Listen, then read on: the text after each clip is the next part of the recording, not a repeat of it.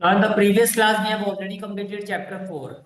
In today's class, we are going to proceed with chapter 14. अब आपको ये लग रहा होगा सर चैप्टर 4 फिर सीधा चैप्टर 14 क्यों? मैं आपको पहले ये दिखा देता हूँ कि कौन कौन से चैप्टर ऑलरेडी मैं चैनल में अपलोड कर चुका हूँ. You can see that order wise, this is chapter 1, chapter 2, chapter 3, chapter 4. ये सारे चैप्टर आपके अपलोडेड हो चुके हैं चैनल में. उसके बाद आप आगे जाओगे. Then chapter 5, this is chapter 6 triangle, chapter 7 coordinate geometry, chapter 8 introduction to trigonometry, chapter 9 height and distance, then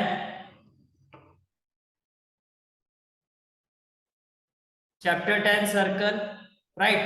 उसके बाद chapter 11 कंस्ट्रक्शन जो है वो आपके सिलेबस का पार्ट नहीं है, तो उसको वो इसमें नहीं मिलेगा आपको मल्टीप्ले लिस्ट में. और chapter 12 area related to circle. ठीक है. उसके बाद चैप्टर 15. तो जो चैप्टर एनसीईआरटी से जो हमारे जो बचे हुए हैं वो है 13 और 14. 14 में अभी स्टार्ट कर रहा हूँ और इसके बाद फिर मैं आपको 13 कराऊंगा. फिर हमारी एनसीईआरटी कंप्लीट हो जाएगी. फिर जो हमारा एग्जामिनर है और जो हमारी इंपॉर्टेंट क्वेश्चंस की सीरीज है फिर मैं उसको कंटिन्यू करूंगा. आपको लग रहा होगा कि जो एग्जामिनर है वो मैं क्यों अपलोड नहीं कर रहा हूँ. तो अब मेरा जो पहला टारगेट वो यही है कि पहले सारी एनसीईआरटी कंप्लीट कर लेते हैं, जिसमें हमारे से 2 ही चैप्टर बचे हुए हैं, चैप्टर 13 और 14. जैसे वो हो जाएंगे तो हमारी सारी एनसीईआरटी जो है वो कंप्लीट हो जाएगी.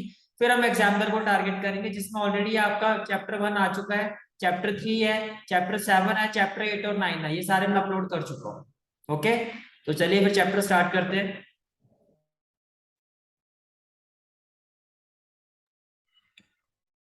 तो जैसे कि नेम है आपका रहती है स्टैटिस्टिक्स. अब स्टैटिस्टिक्स ये जो चैप्टर है आप 9th क्लास से आप पढ़ना शुरू कर दो. 9th क्लास में काफी सारी चीजें हम सीखते हैं, पर जितना मुझे याद आ रहा है प्रीवियस ईयर में जो 9th क्लास में बच्चे थे, बिकॉज ऑफ कोरोना सिचुएशन ये चैप्टर आई थिंक आपके सिलेबस से डिलीटेड था. तो आई थिंक मोस्टली बच्चों को इस चैप्टर की जो बेसिक चीज नॉलेज है वो नहीं होगी. तो पहले मैं क्लियर कर देता हूँ कि स्टैटिस्टिक्स होता क्या है. स्टैटिस्टिक्स, अगर हम स्टैटिस्टिक्स की बात करते हैं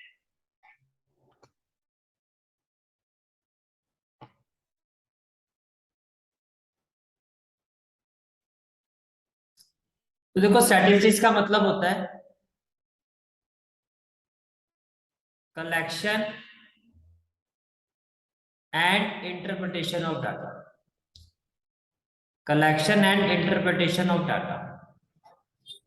collection and interpretation of data. अब इसका क्या मतलब हुआ? Data, data not data.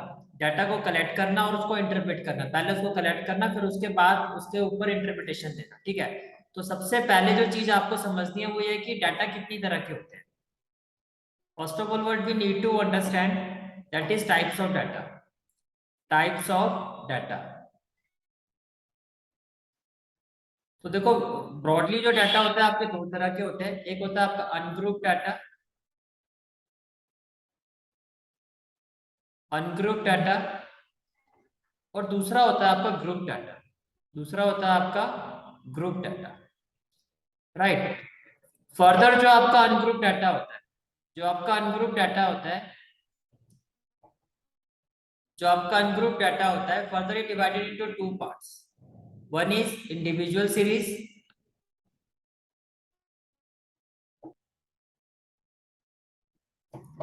And second one is discrete series. Discrete series. अब ये सब क्या होता है, बिल्कुल आराम से रिलैक्स होके मैं आप समझो, मैं भी आपको सारी चीजें एक्सप्लेन करूंगा. सबसे पहले हम बात करते हैं इंडिविजुअल सीरीज की. देखो मैं एक एग्जांपल ले रहा हूं इंडिविजुअल सीरीज के लिए. Marks of class 10 students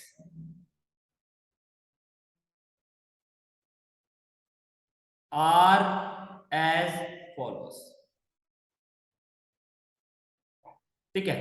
class 10 student के मार्क्स जो है वो आपको गिवन है. से 2, 1, 3, 3, 4, 5, 5, 5, 6, 7, 8, 8. अब कितने स्टूडेंट हो गए? 1, 2, 3, 4, 5, 6, 7, 8, 9, 10, 11, 12. तो टोटल नंबर ऑफ स्टूडेंट्स कितने ले लिए मैंने? 12. क्लास 10 के 12 स्टूडेंट्स के मार्क्स. तो भी चलो मैथ्स पढ़ रहे हो तो मैथ्स के ले लेते हैं. सब्जेक्ट क्या ले लेते हैं, मैथ्स। और मान लो ये जो मार्क्स हैं ये आउट ऑफ 10 है। मैं एक नॉर्मल सा एक एग्जांपल ले रहा हूँ सिर्फ आपको एक्सप्लेन करने के लिए।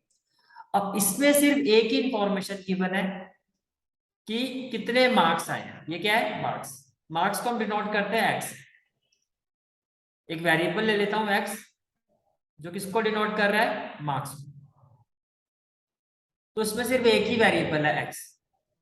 तो इस ऐसी सीरीज को हम कहते हैं इंडिविजुअल सीरीज।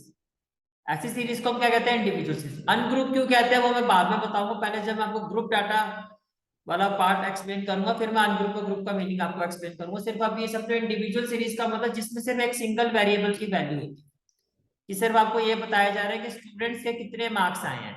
किसी स्टूडेंट्स के 2 आए हैं, किसी के 1 आए हैं, किसी के 3 आए हैं, किसी के फिर 3 आए हैं, 4 5 इस तरह से। That is individual series. इसके बाद हम बात करते हैं डिस्क्रीट सीरीज क्या होती है। इसके बाद हम बात करते हैं डिस्क्रीट सीरीज में क्या होता है। अब देखो इसी सीरीज को अगर मैं डिस्क्रीट सीरीज में लिखता हूँ, डिस्क्रीट सीरीज में हमारे पास दो पैरामीटर होते हैं। डिस्क्रीट सीरीज में हमारे पास दो पैरामीटर होते हैं। एक होता है एक्स पैरामीटर जिसको हम एक्सआई कहते हैं, और एक होता है फ्रीक्वेंसी पैरामीटर। एफ आई का मतलब क्या हो गया, फ्रीक्वेंसी। और यहाँ पर जो एक्स आई है वो किसको डिनोट कर रहा है, मार्क्स, राइट। अब मैंने लिखा 2।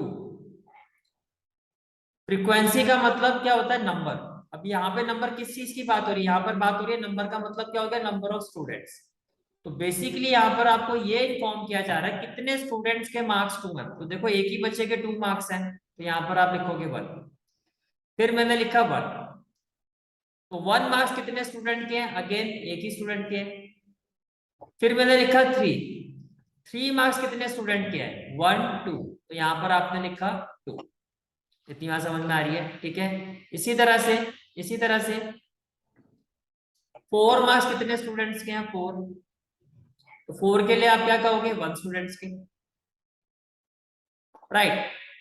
एंड देन 5 मार्क्स कितने स्टूडेंट्स के हैं, 1 2 3। तो 5 मार्क्स कितने स्टूडेंट्स के हैं, 1 2 3। तो 5 मार्क्स कितने स्टूडेंट्स के हैं, 3 स्टूडेंट्स के, राइट। देन 6 मार्क्स कितने स्टूडेंट्स के हैं, 1 स्टूडेंट के। 6 मार्क्स कितने स्टूडेंट्स के हैं, 1 स्टूडेंट के। एंड देन 7 मार्क्स भी 1 स्टूडेंट के और 8 मार्क्स 2 स्टूडेंट्स के।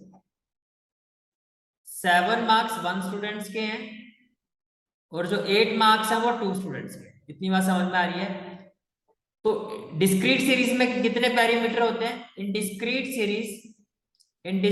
Series we have 2 parameter, one is xi and another one is fi. On the other hand, individual series we have only one parameter, that is xi, only single information होती है, ठीक है। तो ये हो गया आपका अनग्रुप डाटा। अनग्रुप डाटा में दो तरह की सीरीज आती है, एक आती है इंडिविजुअल सीरीज और एक आती है आपकी डिस्क्रीट सीरीज। अब हम बात करते हैं ग्रुप डाटा। Group data. अगर मैं ग्रुप डाटा की बात करता हूं तो ग्रुप डाटा में जो सीरीज आती है उसको हम कहते हैं कंटिन्यूअस सीरीज। अब ग्रुप डाटा का मतलब, जैसे कि एक एग्जांपल ले रहा हूं मैं, मार्क्स, और यहां हो गया फ्रीक्वेंसी।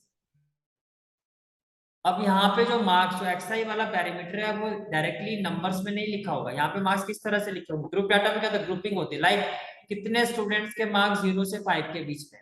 फॉर एग्जांपल मान लो 0 से 5 के बीच में कितने स्टूडेंट्स के मार्क्स है, आपने कहा 3।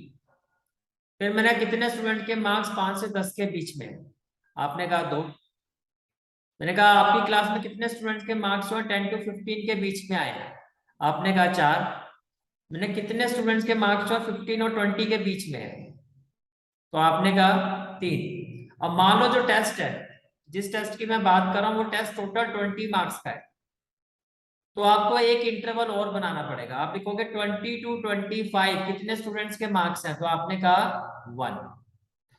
अब देखो ये जो ग्रुपिंग की गई है 0 to 5, 5 to 10, 10 to 15, 15 to 20, 20 to 25, इसको कहा जाता है क्लास इंटरवल। इसको क्या कहा जाता है? Class interval. राइट। जब मैं 0 to 5 की बात कर रहा हूं तो इसमें कौन कौन से नंबर इंक्लूडेड है? 0, 1, 2, 3, 4, 5 इंक्लूडेड नहीं है। 5 जो है वो नेक्स्ट इंटरवल में इंक्लूडेड है। जब मैं 5 to 10 की बात कर रहा हूं तो इसमें कौन कौन से नंबर इंक्लूडेड है? 5, 6, 7, 8, 9। ऐसे यहां पर आप देखोगे तो 10 to 14, यहाँ आप देखोगे तो 15 to 19। तभी मैंने कहा अगर 20 मार्क्स है टोटल तो यहाँ पर क्या होगा? 20 आपको यहाँ लिखना पड़ेगा, बिकॉज 20 जो है वो यहाँ इंक्लूडेड होगा। 20 to 24 तक यहाँ पर इंक्लूडेड है। तो जब इस तरह से ग्रुपिंग दी होती है in terms of class interval तो इसको कहते हैं ग्रुप डाटा। और अगर आप अनग्रुप वाले की बात मैं करता हूँ तो अनग्रुप में आप देखो कोई भी ग्रुपिंग नहीं हुई है, डायरेक्टली आपको नंबर्स की बनते हैं। अब डाटा जब बड़ा हो तो हमें ग्रुप डाटा का यूज करना पड़ता है, छोटा डाटा हो तो उसकी प्रेजेंटेशन हम अनग्रुप डाटा से कर देते हैं। समझ में आ रहा है? अब देखो हमारी, अगर हम अपनी कंट्री की बात करें, जो भी हमारी गवर्नमेंट पॉलिसी बनाती है उसके लिए पहले सर्वे किया जाता है, इस तरह के डाटा बनाए जाते हैं। लाइक पॉपुलेशन को लेके कुछ चीज करनी है, कितनी हमारी इतनी सारी जो हमारी पॉपुलेशन है उसको कैटेगराइज करना है, उसके लिए डाटा तैयार किया जाता है। फिर उस डाटा के बेसिस पर ही पॉलिसीज बनाई जाती है। तो इस तरह से स्टैटिस्टिक्स का ये these are the application of statistics, it help government to form policy. इतनी बात समझ में आ रही है? ठीक है। तो ये आपका बेसिक पार्ट था आपका कि क्या क्या चीजें होती है स्टैटिस्टिक्स। होता क्या है? Collection and interpretation of data. Data जो होता है आपके दो तरह के होते हैं, group and ungroup data. Ungroup data में दो सीरीज आती है आपकी, इंडिविजुअल सीरीज आती है और डिस्क्रीट सीरीज आती है। इंडिविजुअल सीरीज में सिंगल पैरामीटर होगा एक्सआई, डिस्क्रीट सीरीज में दो पैरामीटर होंगे एक्सआई और एफआई। ग्रुप डाटा में आपकी कंटिन्यूस सीरीज आती है और कंटिन्यूस सीरीज में क्या होता है? क्लास इंटरवल के साथ सारी इंफॉर्मेशन है डाटा को प्रिपेयर किया जाता है। Is it clear? ठीक है। इस चैप्टर में पढ़ना क्या है? हमें इस चैप्टर में पढ़ना है डाटा क्या होता है, आपको समझ में आ गया? दो तरह का डाटा होता है, ठीक है। हमें इस चैप्टर में सीखना है how to calculate central tendency of data. Central tendency of data. Central tendency of data में हम तीन कंसेप्ट स्टडी करते हैं। फर्स्ट आता है आपका मीन, सेकंड आता है आपका मीडियन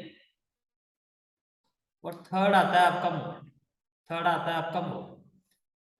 मीन को हम एवरेज वैल्यू भी कहते हैं, मीन को हम एवरेज वैल्यू भी कहते हैं, राइट। तो सबसे पहले जो हम सीखेंगे वो सीखेंगे कि मीन कैसे कैलकुलेट किया जाता है, क्या वेरियस मेथड्स होते हैं मीन को कैलकुलेट करने में, राइट। तो मीन को कैलकुलेट करने का जो सबसे पहला मेथड होता है, फर्स्ट ऑफ ऑल मीन का जो सिंबल होता है that is capital x bar, right. तो सबसे पहला मेथड होता है मीन कैलकुलेट करने का, उसको हम कहते हैं direct method. First method of computing mean is direct method. Direct method देखो, क्लास 10 से मैं स्टार्ट कर रहा हूँ। अब क्लास 10 से जो मीन पर जो क्वेश्चन आएगा आपका, उसमें आपको सबसे पहले तो जो है आपको वो मिलेगी डिस्क्रीट सीरीज। डिस्क्रीट सीरीज के क्वेश्चंस मिलेंगे आपको, जो भी मैं आपको एग्जांपल से समझाता हूँ, जिसमें आपको एक एक्सआई पैरामीटर गिवन होगा, एक एफआई पैरामीटर गिवन होगा। इतनी बात समझ में आ रही है? डिस्क्रीट सीरीज आपको गिवन होगी और डिस्क्रीट सीरीज से आपको मीन कैलकुलेट करना है। तो सबसे पहला मेथड जो होता है वो होगा डायरेक्ट। इंडिविजुअल सीरीज जो है वो क्लास 10 में नहीं, वो 9th क्लास के सिलेबस का पार्ट होता है, ठीक है। तो हम डिस्क्रीट सीरीज से स्टार्ट करेंगे। सबसे पहले आपको डायरेक्ट मेथड अप्लाई करने के लिए स्टेप 1 क्या होगा? स्टेप 1 होगा आपको, आप इस तरह से टेबल बनाओगे। टेबल बनाओगे, एक्सआई और एफआई की जो वैल्यू होगी ये आपको गिवन होगी। आपको एक्सआई और एफआई की वैल्यू गिवन होगी, जिसका यूज करके आप इस तरह से टेबल बनाओगे जिसमें एक्सआई की जो भी गिवन वैल्यूज है वो आप लिखोगे, एफआई की जो गिवन वैल्यूज है वो आप लिखोगे। सबसे पहला स्टेप जो आपको शुरू होगा वो यहां से शुरू होगा, आपको फाइंड करना है एफ आई इंटू एक्स आई, जिसको हम कहते हैं एफ आई एक्स। तो स्टेप 1 क्या होगा? Compute compute F I x I. For example जैसे कि ये 2 है और ये 3 है, तो एफ आई एक्स आई का मतलब क्या हुआ? पहले ये समझो, that is F I into X I. F I x I का मतलब क्या हो गया? F I into X I. तो एफ आई कितना है? 3 इंटू 2 कितना हो जाएगा? 6। मान लो ये आपका 1 है, ये आपका 0 है, तो 1 इंटू 0 कितना हो जाएगा? 0। ये आपका 3 है, ये आपका 4 है, 4 3 कितना हो गया? 12। इतनी बात समझ में आ रही है? ठीक है। स्टेप 2, स्टेप 2 फाइंड समेशन, ये जो मैं सिंबल बना रहा हूँ उसको समेशन कहते हैं, automatic summation, summation of F I x I, इसका मतलब टोटल, इसका मतलब आपको क्या फाइंड करना है, टोटल और sum of all values of F I x I, sum of all values of F I x I, mean जितनी भी ये वैल्यूज हैं इन सबका सम निकालना है। जब आप इन सबको प्लस करोगे तो क्या आएगा, summation of F I x I की वैल्यू क्या आ जाएगी आपकी, 12 प्लस 6 कितना हो जाएगा, 18 हो जाएगा। ये बात समझ में आ रही है, ठीक है। ये हो गया स्टेप 2। फिर आता है आपका स्टेप 3, फिर आता है आपका स्टेप 3। स्टेप 3 में आपको क्या करना है, स्टेप 3 में आपको क्या करना है, find find sum of F I, means जो गिवन फ्रीक्वेंसीज वैल्यूज हैं उन सबका आपको सम फाइंड करना है, सम ऑफ एफ आई। तो समेशन ऑफ एफ आई का मतलब टोटल और sum of all values of F I, all values of F I. तो क्या हो जाएगा summation of F I, 4 plus 3 7, that is 7। ये आ गया आपका, ठीक है। अब स्टेप 4 में क्या होगा, स्टेप 4 में आप फॉर्मूला अप्लाई करोगे, आप लिखोगे by direct method, by by direct method mean, इसका सिंबल क्या होता है, x bar is equal to sum of F I x I upon sum of F I. अब sum of F I x I कितना आया था आपका 18, सम of F I कितना था 7, आप 18 को 7 से डिवाइड कर दोगे, जो भी आपका आंसर आएगा that is the final answer. अगर मैं 18 को 7 से डिवाइड करता हूँ तो 7 2 जा 14, 8 माइनस 4 कितना हो जाएगा 40.75 जा 35, 507 7 जा 49, अप्रोक्सीमेट आप कह सकते हो 2.57 approx, this is the mean value. तो सबसे पहला मेथड जो आपने सीखा वो क्या है, स्टैंडर्ड मेथड। अब इसी पर मैं आपको एक क्वेश्चन करवा रहा हूं जो आपकी बुक का एग्जाम्पल बना है, जो आपकी बुक का क्या है, एग्जाम्पल 1। क्वेश्चन क्या है, the marks obtained bye 30 student. तो एक चीज तो क्लियर है आपको कि जो नंबर ऑफ स्टूडेंट है, नंबर ऑफ स्टूडेंट्स वो टोटल कितने हैं 30। तो ये आपको जो वैल्यू गिवन है वो किस चीज की वैल्यू गिवन है, ये आपको सम ऑफ एफ आई गिवन है। फॉर्मूले में आपको सम ऑफ एफ आई की जो रिक्वायरमेंट होते हैं वो ऑलरेडी आपको गिवन है। फिर क्या कहा जा रहा है, of class 10th of a certain school in a mathematics paper consisting of 100 marks. एक पर्टिकुलर स्कूल के क्लास 10th के स्टूडेंट्स के जो मार्क्स हैं उसको लेके ये डाटा आपको दिखाया जा रहा है, और ये जो मार्क्स है वो 100 में से है। Are presented in table below, ये टेबल आपको गिवन है। Find the mean of the marks obtained by the student. जैसे कि मैंने आपको कहा था कि एक्स आई और एफ आई पैरामीटर की जो वैल्यू है आपको वो गिवन होगी, आप इन दोनों वैल्यूज को टेबल में रखोगे। स्टेप 1 क्या करना है आपको, F I x I find करना है, means this is the given values of F I, this is the given values of F I. तो फर्स्ट ऑफ ऑल आपको क्या फाइंड करना है, F I x I find करना है, right. तो क्या बताया था मैंने आपको, 10 10 इंटू 1 क्या हो जाएगा 10, then 20 into 1 20, then 36 into 3 36 into 3। तो 36 इंटू 3 कितना हो जाएगा, 36 इंटू 3, 3 6 या 18, 3 से 9 और 1 10, 108। तो ये हो गया 108। देन 40 इंटू 4 160, तो ये हो गया आपका 160। देन 50 इंटू 3 दैट इज 150, तो ये हो गया आपका 150। देन 56 इंटू 2, 56 इंटू 2, 6 2 जा 12, 5 2 जा 10 और 1 11, दैट इज 112। तो ये हो गया आपका 112। देन 60 इंटू 4, तो ये हो गया आपका 240।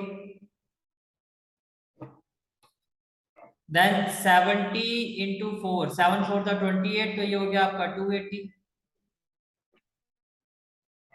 Then 72 into 1 that is 72। Then 80 into 1 that is 80। Then 88 into 2, 88 into 2, 8 2 जा 16, 8 2 जा 16 और 117, 176, तो ये हो गया 176. Then 92 into 3, 92 into 3, 3 2 जा 6, 9 3 जा 27, ये हो गया 276. And then last value is 95 into 1, that is 95. तो ये हो गया आपका 95. इतनी बात समझ में आ रही है? ठीक है, अब क्या करना है, हमें इन सबको प्लस करना, इन सबको क्या करना है, प्लस. तो देखो 0 + 0 0, 0 + 8 8, 8 और 2 10, 10 और 2 12, 12 और 6 18, 18 और 6 24, 24 और 5, 24 और 5 कितना हो जाएगा, 29. तो मैं यहाँ लिख देता हूँ 9. ये क्लियर हो गया? ठीक है, अब कैरी क्या आएगा, 2. 2 कैरी आ गया. 2 + 1 3, 3 + 2 5, 5 और 6 11, 11 और 5 16 और 1 17, 17 और 4 17 और 4 21, 21 और 8 कितना हो जाएगा, 29, 29 और 7 36, 36 और 8 44, 44 और 7 53, 53 और 7 60, 60 और 9 69. यहाँ आ जाएगा 9, राइट. And then 6. अब 6 कैरी हो जाएगा, 6 और 1 7, 7 और 1 8, 6 कैरी हो गया, 6 और 1 7, 7 और 1 8, 8 और 1 9, 9 और 1 10, 10 और 2 12, 12 और 2 14 और 1 15 और 2 17. तो ये हो गया 1799, 1799, राइट. एक बार फिर भी दोबारा कैलकुलेट कर लेता हूँ. 10 + 20 + 108 + 160 + 150 + 112 + 240 + 280 + 72 + 80 और + 176 + 276 + 95. 1779 आ रहा है, 1779, 1779, तो 1779, 1779. तो ये हो गया 1779. अब सम ऑफ फ्रीक्वेंसी आपको गिवन है. सम ऑफ फ्रीक्वेंसी जैसे कि मैंने क्वेश्चन में कहा था आपको गिवन है, that is 30. This is sum of frequency, right. तो सम ऑफ फ्रीक्वेंसी को आप डायरेक्टली लिखोगे 30, तो ये हो गया आपका 30. ये क्लियर हो गया? ठीक है, अब आपको मीन फाइंड करना है. अब आपको क्या फाइंड करना है, मीन. तो मीन क्या होगा, what is the formula of mean. आप लिखोगे by direct method, by direct method. Mean, इसका सिंबल क्या होता है, x bar, is equal to sum of F I x I upon sum of F I. तो ये हो गया 1779 डिवाइडेड बाय 30. तो इसको डिवाइड करके जो आपकी वैल्यू आएगी, that is your final answer. तो आपने लिखा 1779 डिवाइडेड बाय 30, डिवाइडेड बाय 30, तो कितना हो जाएगा, 36 जा 180 और 36 जा 180, 35 जा 150. तो यहाँ पर हो जाएगा 35 जा 150. ये हो जाएगा 7, 7 में से 5 गया 2 और ये हो गया 279.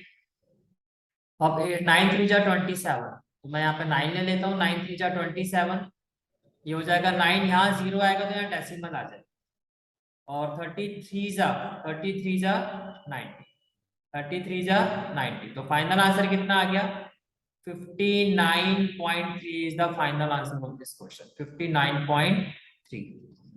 Is it clear? ठीक है, तो यहाँ से आपने क्या सीखा कि डायरेक्ट मेथड को कैसे फाइंड किया जाता है. This is the formula of direct method, this is the formula of direct method, sum of F I x I upon sum of F i. Is it clear? ठीक है,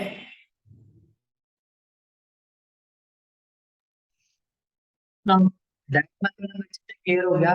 next method जो आता है mean calculate करने का, उसको कहते हैं एज्यूम मीन मेथड. और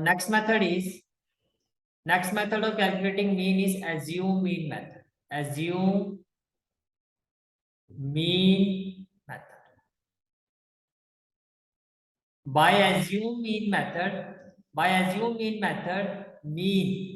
mean whose symbol is x bar is equal to a plus summation of fi di upon summation of fi, where a is assume mean, where a is assume mean, right? And di is a parameter which is equal to xi, जो कि given parameter होता है, आपको given values होती है minus assume mean value. अभी मैं example से एक्सप्लेन करूंगा, आपको अच्छे से समझ में आ जाएगा। और एफ आई आपको पता ही है, नंबर, ठीक है। अब एक एग्जांपल लेता हूं, एक एग्जांपल है जैसे कि एक एग्जांपल है जिसमें आपको क्लास इंटरवल गिवन है, आपको क्लास इंटरवल गिवन है 10 to 25, 25 to 40। अब ये ग्रुप डाटा है, this is a group data. 40 to 55, 55 to 70, 70 to 85, 85 to 100। अब आपने जितने भी आपके मीन के मेथड होते हैं उसमें क्या होता है, like F I x I, F I D I and D I is equal to X I minus A. आपको एक्स, अगर एक्स आई गिवन नहीं है तो you have to find X. मेरी बात समझ में आ रही है? यहाँ आप देखो, यहाँ पर क्लास इंटरवल गिवन है, यहाँ पर क्लास इंटरवल गिवन है, but there is no X I. तो फर्स्ट ऑफ ऑल इसमें स्टेप वन क्या होगा? Step one, find X I, that is mid value of class interval, that is mid value of class interval. X I का जो formula होता है वो क्या होता है, मैं यहाँ साइड में लिख देता हूँ। How to calculate x i? X I is equal to lower limit plus upper limit divided by 2। This is the formula of calculating xi। What I mean by this, देखो, can see that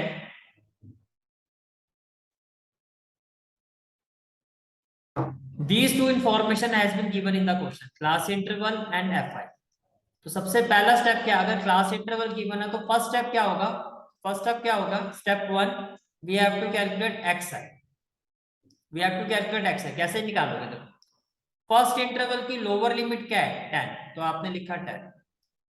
this is the lower, left वाली होती है lower limit और right वाली होती है upper limit. Lower to upper, like 10 to 25। तो lower limit क्या है? मिनिमम वैल्यू क्या है? 10, और इस इंटरवल की मैक्सिमम वैल्यू कितनी है? 25। तो minimum value lower limit, maximum होगी 25 अपर लिमिट, ठीक है। तो lower limit plus upper limit that is 25 divided by 2। अब 25 प्लस 10 करोगे तो क्या आएगा? 35/2। और 35/2 को डिवाइड करोगे तो कितना आएगा? 17.5। फर्स्ट वैल्यू क्लियर होगी, ठीक है।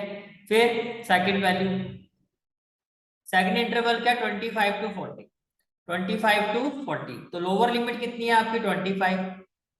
अपर लिमिट क्या है आपकी? 40 डिवाइडेड बाय क्या? 2। तो 40 प्लस 25 कितना हो जाएगा? 65/2। अब इसको अगर आप डिवाइड करोगे तो कितना आ जाएगा? 32.5। अब आप ये देखो कि जो आपका इंटरवल है, वो कंटिन्यूटी में है। कंटिन्यूटी का मतलब लाइक 10 to 25, 25 to 40, फिर 40 पे खत्म हो रहा है, 40 से स्टार्ट हो रहा है, फिर 55 से स्टार्ट हो रहा है, फिर 70 के बाद 70 to 85, 85 to 100। इतनी बात समझ में आ रही है? ठीक है। तो इसका क्या मतलब हो गया? इसका मतलब ये हो गया कि जो भी आपका इंटरवल है, ये कंटिन्यूअस है। जो आपका इंटरवल है वो क्या है? कंटिन्यूअस है, राइट। अब आपको क्या करना है? अगर कंटिन्यूअस इंटरवल है तो जैसे आपकी दो वैल्यूज आ जाती है, आप इनका डिफरेंस देखो क्या है, आप इन दोनों वैल्यूज का डिफरेंस देखो क्या है, लाइक 32.5 माइनस 17.5। तो ये हो गया 12 माइनस 7 कितना हो गया? 5, 2 माइनस 1 15। 15 का डिफरेंस आ रहा है। आगे वाली वैल्यू आपको कैलकुलेट करने की जरूरत नहीं है, जितनी भी आगे वाली xi की वैल्यूज है सब में आप 15 15 प्लस करते जाओ, सब में आप क्या प्लस करते जाओ? 15। सब में आप क्या प्लस करते जाओ? 15। यानी कि सिर्फ आपको first to values he find करने की जरूरत है, बाकी वैल्यूज में जो भी उनका डिफरेंस होगा वो ऐड करते हैं। जैसे 32.5 में 15 ऐड करो, कितना आएगा? 47.5। फिर 47.5 में 15 ऐड करो, कितना आएगा? 62.5। 62.5 में 15 ऐड करो, क्या आएगा? 77.5। 77.5 में 15 ऐड करो, क्या आएगा? 92.5। इतनी बात समझ में आ रही है? ठीक है। देन ये हो गया स्टेप वन। तो स्टेप वन समझ में आ गया। हमें क्या फाइंड करना है, अगर क्लास इंटरवल गिवन है तो सबसे पहले आपको एक्सआई फाइंड करना है। अब जितने भी आपकी एक्सआई वैल्यूज आई है, जो भी आपकी एक्सआई वैल्यूज है, जो भी आपकी एक्सआई वैल्यूज आई है, आप इसमें से कोई भी एक सेंट्रल वैल्यू एज्यूम करो, कोई भी। जैसे कि कोई भी सेंट्रल वैल्यू मैंने एज्यूम कर ली 47.5, इसको कहते हैं हम एज्यूम वैल्यू। ए जो था आपका वो क्या था, एज्यूम वैल्यू। जो मैंने आपको बताया था ए क्या होता है, दैट इज एज्यूम वैल्यू। ठीक है, ए क्या होता है यहाँ पर आपका, एज्यूम वैल्यू। नॉट मीन, आप इसको लिखो जो हम वैल्यू एज्यूम करते हैं। A is what, A is assume value. और कहां से एज्यूम करोगे आप, from X I, from X I. Is it clear? एक एज्यूम वैल्यू है जिसको हम कहां से एज्यूम करते हैं, एक्स आई। तो ए जो है आपने एक्स आई से एक वैल्यू को एज्यूम कर लिया, ये हमने मान लिया कि ये हमारा एज्यूम मीन है।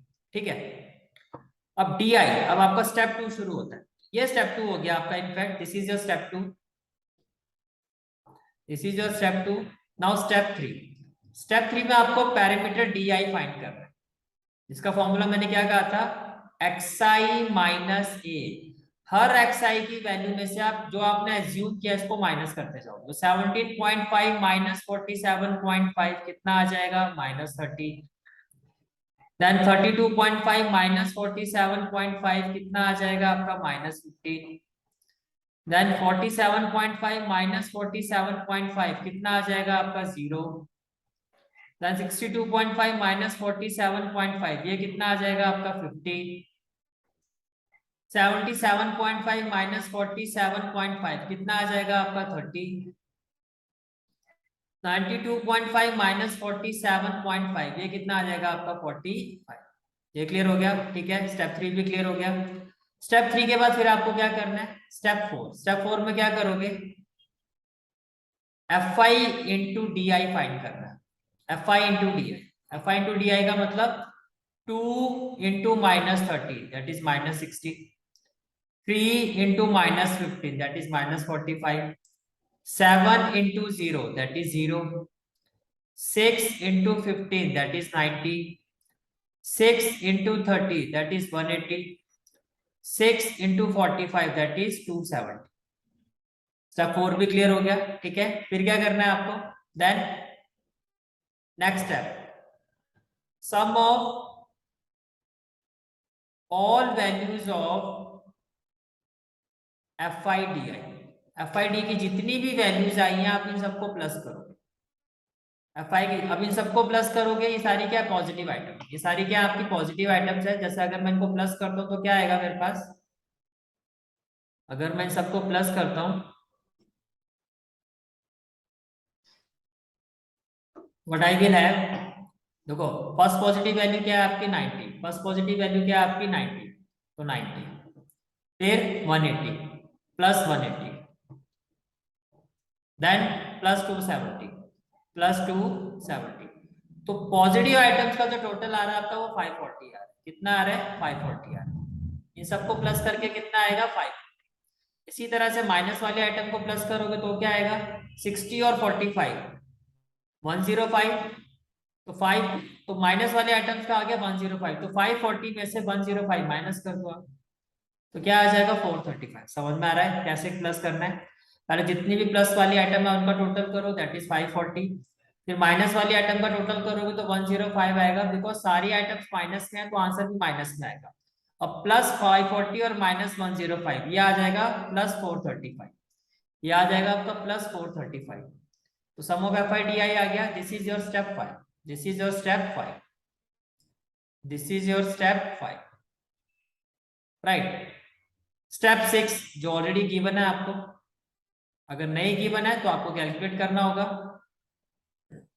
स्टेप 6 क्या होगा, स्टेप 6 क्या है आपका, find sum of F I. That is step 6 क्या है, ये आपको कैलकुलेट करना है sum of all values of F I, sum of all values of F I. This is your step 6, this is your step 6, right. ये सारी value निकालने के बाद अब स्टेप 7 क्या होगा, now what will be the step 7, what will be the step 7, by assume mean method, by assume mean method. X bar is equal to a plus sum of fi xi upon sum of fi. a कितना है आपका? a that is 47.5 plus sum of fi, not xi, is di. Assume mean method, it's di.